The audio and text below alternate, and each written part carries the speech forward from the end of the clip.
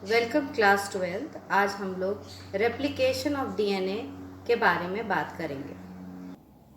बच्चों, जैसे आपने मेरे पुराने वीडियो में, इससे पहले वाले वीडियो में अभी तक पढ़ा है कि प्रोसेस ऑफ डीएनए रेप्लिकेशन में सबसे पहले एक्टिवेशन ऑफ डीऑक्सीराइबोन्यूक्लियोटाइड्स होता है। ये डीऑक्सीराइबोन्यूक्लियोटाइड्स मोनोफॉस्फेट के रूप में, डीऑक्सीराइबोन्यूक्लियोटाइड मोनोफॉस्फेट के रूप में न्यूक्लियोप्लाज्म में पाए जाते हैं और ये इनएक्टिव फॉर्म में होते हैं, जो कि एक्टिवेटेड हो जाते हैं और एक्टिवेट हो करके डीऑक्सीराइबो न्यूक्लियोटाइड ट्राइफॉस्फेट बनाते हैं। और एंजाइम्स जिसमें टोपोआइसोमरेज जो है वो डीएनए कॉइल्स को अनकॉइल करता है, अनवाइंड करता है, टोपोमरेज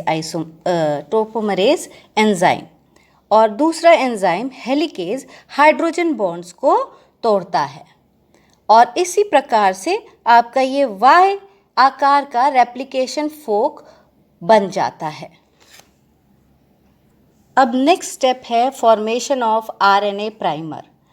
अनकॉइलिंग of DNA and formation of replication fork के पश्चात, इसके पश्चात डीएनए की खुली श्रृंखला चेन टेम्पलेट या सांचे के समान कार्य करती है, जिस पर आरएनए का खंड या फ्रैगमेंट बनता है।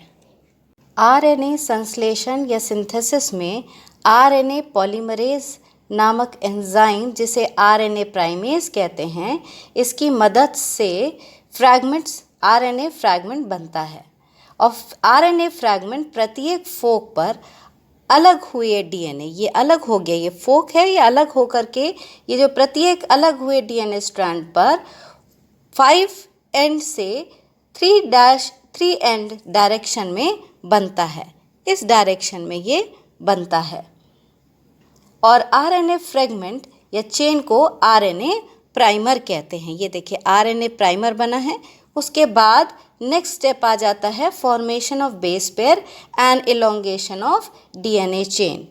डीएनए पॉलीमरेज 3 एंजाइम की सहायता से कॉम्प्लीमेंट्री डीऑक्सीराइबोन्यूक्लियोसाइड ट्राइफॉस्फेट हाइड्रोजन बॉन्ड द्वारा ओपन चेन के नाइट्रोजनस बेसिस से संलग्न होकर एक चेन फॉर्म करते हैं। डीएनए का कॉम्प्लीमेंट्री स्ट्रैंड इस तरह बन जाता है। यहाँ आप देख रहे हैं डीएनए पॉलीमरेज 3 है, ये नाइट्रोजनस बेसिस को जोड़ता जाता है और ये चेन बनती जाती है। ये चेन जो है वो 5 एंड से 3 एंड की ओर बनती है। क्योंकि डीएनए पॉलीमरेज 3 पॉलीन्यूक्लियोटाइड चेन को सिर्फ 5 एंड से 3 एंड की ओर ही बनाता है, ये इसकी नई बनी हुई चेन है, ये नई फॉर्म चेन है और ये पेरेंटल चेन है। तो ये पेरेंटल चेन 3 एंड से 5 एंड की ओर होगी और इसके ऊपर जो चेन बनेगी, नई चेन जो बनेगी वो बनेगी 5 end to 3 end. DNA strand के 3 एंड से 5 एंड टेम्पलेट स्ट्रैंड पर, ये टेम्पलेट स्ट्रैंड है, जो पुराना पेरेंटल स्ट्रैंड है ये टेम्पलेट स्ट्रैंड है, ये टेम्पलेट स्ट्रैंड है और इस पे जो ये चेन बनी है ये कॉम्प्लीमेंट्री चेन है।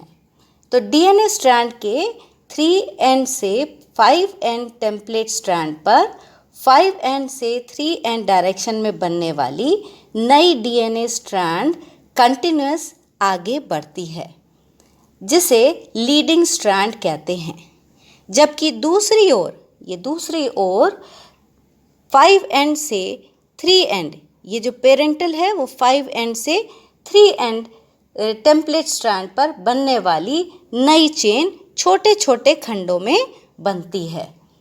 इन छोटे छोटे खंडों को लैगिंग स्ट्रैंड या ओकाज़ाकी फ्रैगमेंट्स कहते हैं।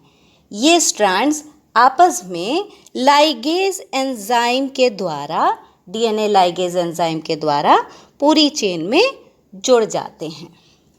इसके पश्चात आरएनए प्राइमर इनके बीच में देखिए छोटे छोटे सेगमेंट्स हैं, तो पहले आरएनए प्राइमर बनेगा। तो आरएनए प्राइमर जो है उसको हटना है ताकि ये सेगमेंट्स जुड़ जाएं। तो ओकाज़ाकी फ्रेगमेंट्स बनने के पश्चात आरएनए प्राइमर के न्यूक्लियोटाइड्स 5' से न्यूक्लियेज एंजाइम द्वारा एक एक कर हटा दिए जाते हैं। इनके हटने के पश्चात ओकाज़ाकी फ्रैगमेंट्स के मध्य के रिक्त स्थान यानी गैप को डीएनए पॉलीमरेज 1 जो है, ये डीएनए पॉलीमरेज 1 है, इन गैप्स को हटा करके इन गैप्स को डीएनए पॉलीमरेज 1 की मदद से कॉम्प्लीमेंट्री डीऑक्सीराइबोन्यूक्लियोटाइड्स द्वारा भर देता है।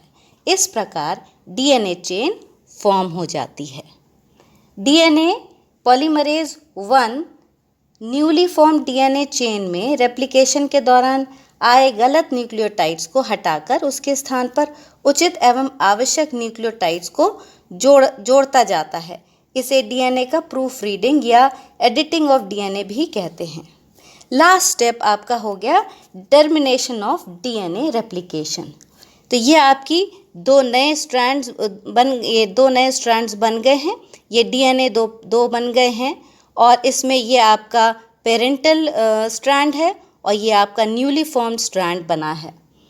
अब जब डीएनए की दोनों चेन्स या टेम्पलेट से बनने वाले नए डीएनए का निर्माण पूरा हो जाता है, तब एक termination binding protein enzyme DNA helicase की क्रिया को रोक देता है तथा दो नई संतति डीएनए का निर्माण हो जाता है।